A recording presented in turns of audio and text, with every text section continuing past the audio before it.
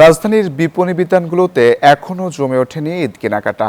এ নিয়ে আরও জানাতে আমাদের সঙ্গে যুক্ত হচ্ছেন সহকর্মী তাহিদুল ইসলাম। তাহিদ, নিউ মার্কেট এলাকায় ঈদ কেনাকাটার এখন কেমন চিত্র দেখছেন?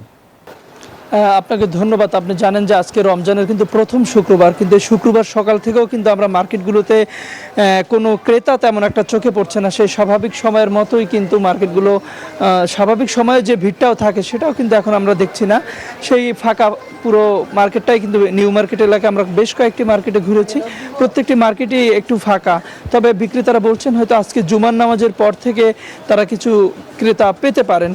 তবে বলছেন যে নির্বাচনটি শেষ হয়ে গেল, সব মিলে একটু আরও ঈদ কেনাকাটা জমে উঠতে কিন্তু আরও একটু হয়তো কয়েকদিন সময় লাগবে, এমনটি বলছেন বিক্রেতারা। আর ক্রেতারাও বলছেন যে শুক্রবার রমজান মাস, এছাড়া আজকে ছুটির দিন, সবাই একটু বিশ্রাম নিয়ে কিন্তু তারা এই কেনাকাটার জন্য মার্কেট আসবেন। সব মিলে বলা যায় জুমার নামাজের পর থেকে জমে উঠতে পারে।